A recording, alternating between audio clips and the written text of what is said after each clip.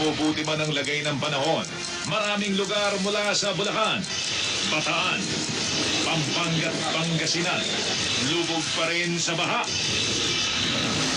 Sangkaterbang basura at tone-toneladang putik, kalbaryo ng mga binaha. Isa pang pasakit ngayon, presyo ng ilang bilihin. Nagmahal? Patapos ang bagyong Maring, dalawang panibagong low pressure area. Binabantayan. Inailakas ang bahay sa Kuwait na grabe ang tinamo sa pagmamalupit ng amo. Binayaran ng 2 milyong pisong danyos. Mahigit 200 bahay nasunog sa Davao City. Pamatay sunog, nanggaling pa sa dagat at himpapawid. Exclusive. Dating congressman at ngayon Mandaluyong Mayor Benhar Abalos. Ang sinasabing Luis Abalos na nakatanggap ng pork barrel fund, ipinakita ko saan daw napunta ang naturang pondo. Dancing inmates ng Cebu, time out muna sa pagsayaw para magpagupit ng buhok na gagamitin panghigop ng langis na tumagas mula sa lumubog na barko. At mga bituin, gaya nila Marian Rivera at Dingdong Dantes, tuloy sa pagtulong sa mga nasalanta ng baha.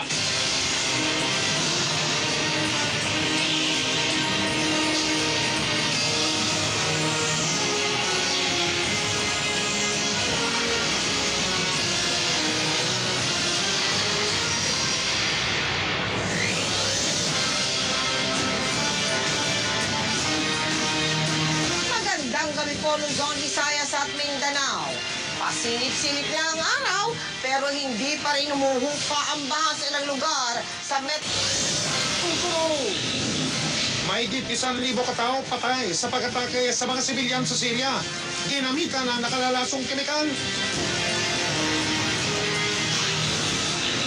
Ang ating Cebu dancing inmates nagpagupit para magamit ang kanilang buhok sa tinatawag na oil spill boom para mapigilan ang pagkalat ng langis dyan sa karagatan sa Talisay.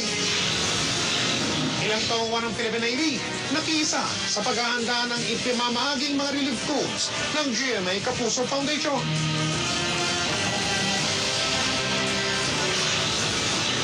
Marian Rivera at Dingdong Dantes na mahagi ng mga relief goods sa mga nasalanta ng ulan at baha. Tututukan natin dito sa kaisa-isang balitaan sa Asia na nominado sa International Amis ang 24 oras.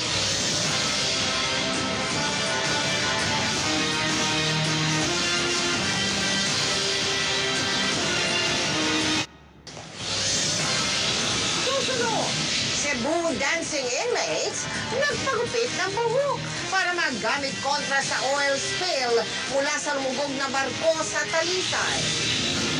Pinipilang kasambahay namin ang trato ng amo sa Kuwait. Ginawa na ng 2 milyong pisong danyos ng korte.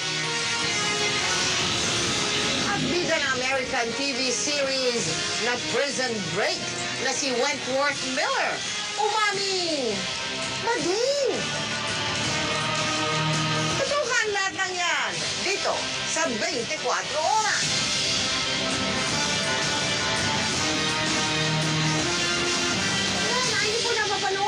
Ay ang GMA Kapuso Foundation Warehouse na matatagpuan dyan sa Tandang Sora.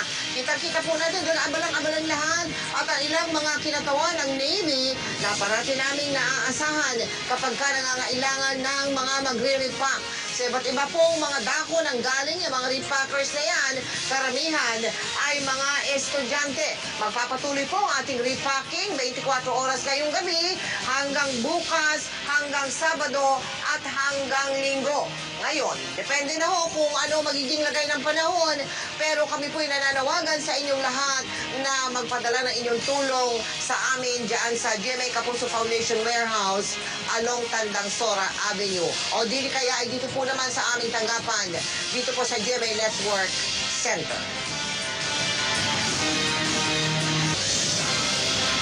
Susunod, Pilipinang kasambahay na pinagmalupitan ng amo sa Kuwait, ginawa na ng 2 milyong pisong danyos ng korte dahil sa abusong tinamo. Nilulubog na ng baha, pero nakukuha pa rin bumiti. Only in the Philippines. At Marian Rivera at Dingdong Dantes tuloy sa pamahagi ng relief goods sa mga nasalanta ng ulan at baha. Walang patid na pagtutok dito na sa 24 oras. Up next, Marian Rivera at Dingdong Dantes patuloy sa pamamahagi ng relief goods sa mga nasalanta ng ulan at baha. Nasa pampagtutok dito sa 24 oras. Salamat, Pia. At yan po ang mga balitang aming tinutukan. Sa nakalipas sa 24 oras, maraming salamat sa iyong pagtitiwala mula sa tahanan ng katotohanan. Ako po si Mel Tiangco. Ako po si Mike Enriquez, ito ang GMA walang kinikilingan, walang pinoprotektahan. Walang kasinungalingan, serbisyong totoo lamang. At dahil hindi natutulog ang balita, Nakatutok kami 24 oras.